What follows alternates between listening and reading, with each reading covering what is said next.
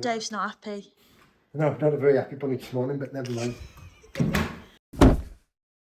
We've bought what's left of a falling down farm in Scotland with around 20 acres of land, and together we're trying to put it all back together again into a beautiful family home, and in the process share it with you guys. If you never want to miss an update, hit the subscribe button and that bell icon.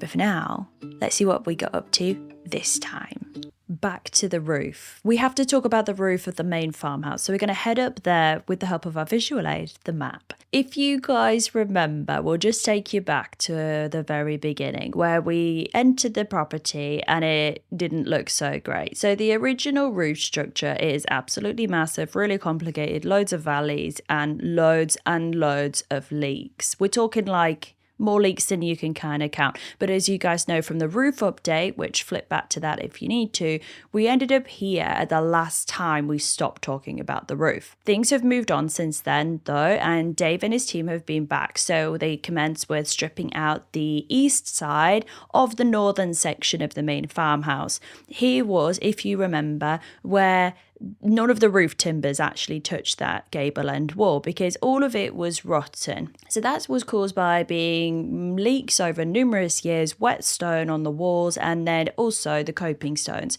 So it's a mishmash of stuff. So we're going to go into that room now. Right. You can't really take any more on that now. Look, this here was falling down. Yeah. That brickwork, but this has been put. I'm not saying it was an original like that, but at some stage they must have had a problem there because, as you can see, that's been built up on top of that timber. Right. Since more recent, 50 years ago. Yeah. But it's more recent. You can see by the line, by the mortar, can't you? Yeah. Yeah. It's been, and also they put red brick in and different things up.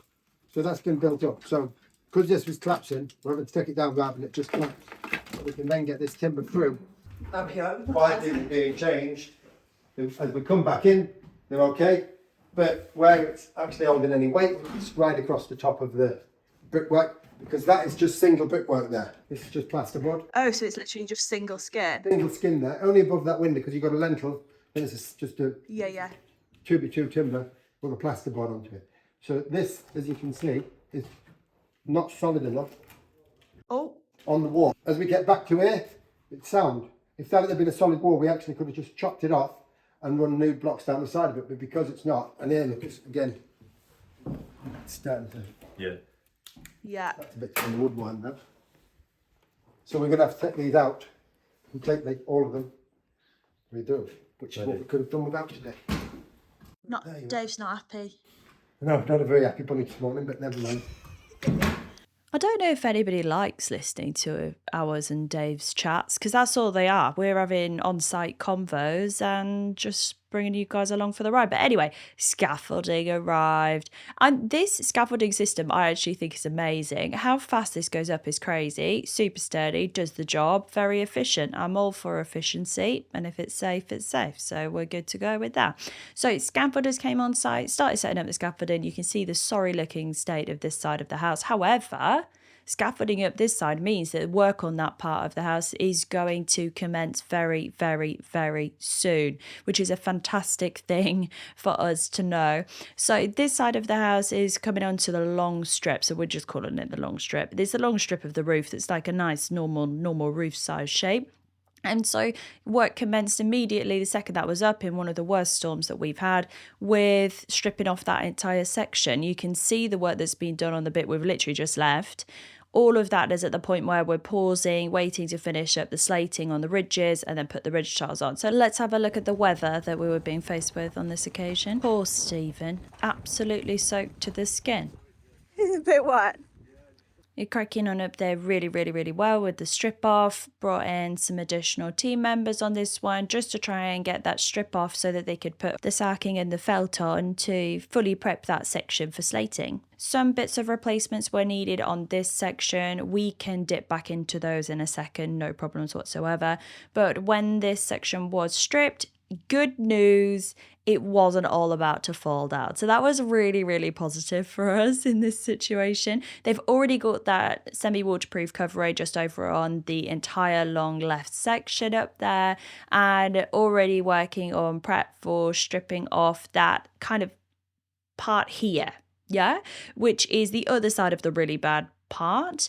But the long section, the only bits that needed attention were just right under where those coping stones were, and then every single dormer under the coping stones. So all of those bits, those were the parts that have been the worst. Anything that was not either covered with a valley, and they're tin valleys and every single one had holes in, or covered with a coping stone, those bits are absolutely fine. So even the parts that the timbers rest on the walls, those are okay, as long as they didn't have a valley or a coping stone on or around them, which is really good news for us because it means that we can retain as many of the original timbers as possible, because actually a lot of them are in a really good structural condition and they haven't been eaten to death by woodworm. So although we're still stripping out everything to be able to treat everything for woodworm, we don't have to go ahead and lose the whole thing as we go along. So this team, honestly, the whole team is just so amazing. How committed they are to doing what is an extremely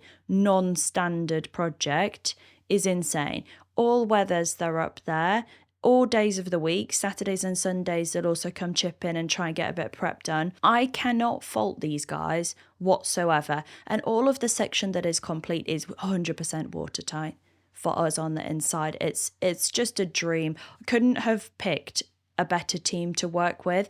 And probably one of my favorite things, and both Dan and I have said this in conversation too, is that when a problem comes up, and which, I mean, every single day there is a problem, or something is substantially worse, or something is literally rotten to pieces, or it's just not structurally sound, instead of just sort of losing marbles and having an absolute panic, it becomes a project of how do we get around this? How do we work around this whilst trying to retain as much of the original fabric? So in that vein, here's an example. What's happening, Dave?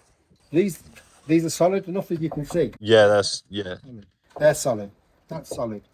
That's solid. Obviously, we're carry on stripping up there. We've got to take top of that sacking out. yeah, Because we had so much sag in that end, yeah. because that joist was rotten on that end. Well, you know, it was just propped up with the timber. So it's just this joist. What's the problem, Joyce? No, it's not a problem, but getting fed around it. Because we all love Dave Cam, here is the view on the scaffolding when the original sake was removed, so you can see how good those joists and trusses are looking. Basically, we're looking really good. However, some of the very, very, very ends are problematic, and the dormers all need to be rebuilt like for like. So just trying to keep everything as similar as possible to the original, but far more waterproof. At least it will be waterproof.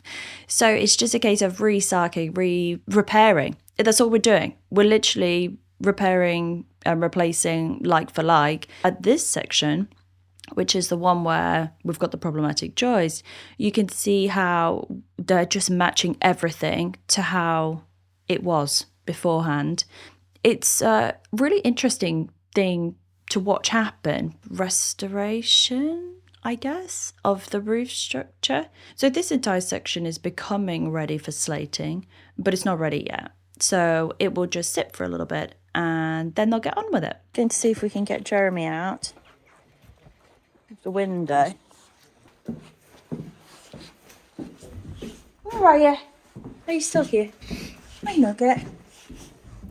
Hi. Okay, well, my hope is that when I pick him up, he won't fall apart. If he falls apart, we've got a bigger problem. Why just put him in a bucket? Because I'm just carrying by his wing. Move out my way. Oh, no, his head fell off. Oh, Dan, his head. Yeah, we're gonna need a bucket. Oh, just to get a bucket. Okay. Where's a bucket? There's a bucket in the spare in that room. Oh, his head fell off. Oh dear.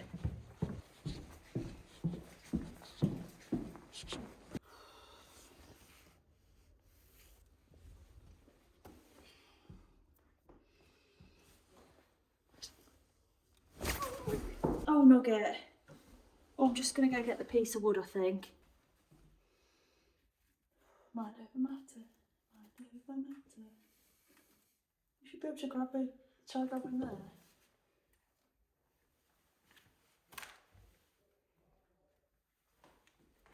Right. Yeah. Alright. R.I.P. I didn't think I'd be quite so strongly affected by that, but whatever. Anyway, hopefully now all dead birds are out of the house, we hope, as far as we know. So we're leaving you with this roof update at this point, which again is another whole huge jump in the progress on Operation Desert, which is to dry out and get this made farmhouse dry. So we are starting with the roof, and then we'll go to the sides, but also maybe the floor and all sorts of other stuff as well. But we've got other bits and pieces happening at the exact same time. So before, now. And yeah, we'll see you next time.